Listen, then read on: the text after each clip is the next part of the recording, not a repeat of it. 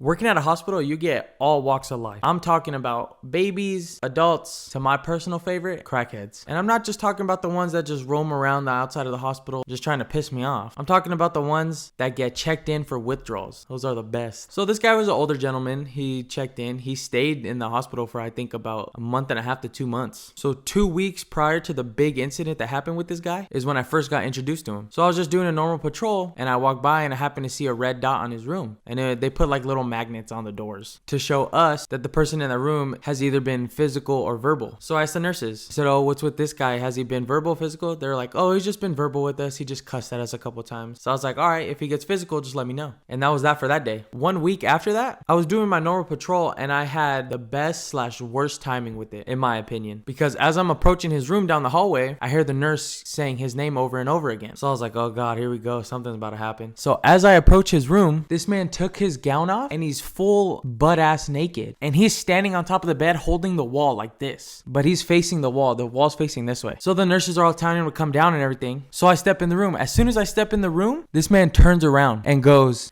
ah, just everything hanging, bro. I said, bro, get down. Ain't nobody want to see that. So after that, he calms down, goes down, whatever. And that was that. The nurses said, thank you, all this stuff. Not even a week later, me and one of the other security guards named Chris, shout out my guy, we get a call to go up there. So me and him book it up there. And right when we walk through the door, he's on a sick one. He's cussing, he's swinging, he's doing everything. So immediately, like the nurses are trying to hold him. So I grab his leg, I push him down. I'm already going hands on. My boy Chris is right behind me. He's holding him down. He's screaming, F you, F this, all this stuff. Everything, like the works. He's making a mad scene. So I look outside the door as I'm holding him down. I just look at the nurses station and they're all, I say, yeah, I guess we got it. Now, me and my boy Chris, we were the only ones that were able to respond. That was all we had that day until the new shift was coming in the next like 30 minutes. So now me and Chris, we're holding him down. He's trying to escape. He's trying to do everything. And then we hear over the intercom, attention all floors, code gray. And in our head, we're like, finally, thank God they call it. Room 6224. Me and Chris look at each other because we were in 6108. I said, you gotta be kidding me. Another guy?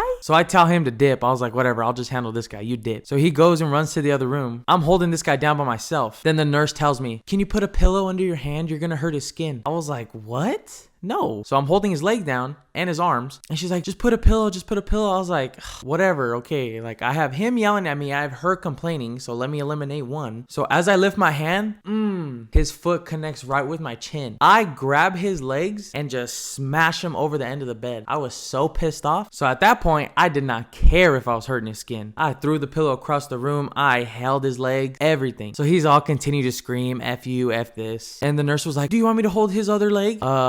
Sure, God. So as I'm trying to hold both of his legs and both of his arms at the same time, he attempts to spit on me. Like I see him flinch, but his mouth was so dry, he didn't really have saliva. So I reach to cover his mouth and immediately his legs get free. So he connects with me in the chest. And at that point, I just saw straight red. I picked this man up by the throat, slammed him back down on the bed, and said, listen, dumbass, if you touch me again, you're done. Keep in mind, I'm still not the only one in the room. There's a nurse right there just sitting there watching. She could have been holding his legs the whole time. That's what really pissed me off. So by this time, my boy Chris comes back. He's getting his arms. I'm explaining to him what happened. I'm all sweaty. I was drenched. The boy was in a wrestling match. Keep in mind, I was even more pissed off because it is now like 9:45 and I was supposed to get off at 8:30. So as I'm holding this guy's arms down, I'm squeezing the living shit out of him because I had somewhere to be. So my boss at the time, she finally comes in the room. She's like, oh, it looks like you had fun, because I'm all drenched and everything and in a mask. Your boy could barely breathe. But I mean, if I'm being honest, it's not every day you got to beat up a crackhead, so pretty cool. Not to mention your boy got paid for it too. But yeah, if that crackhead ever sees this, sup then, run it back.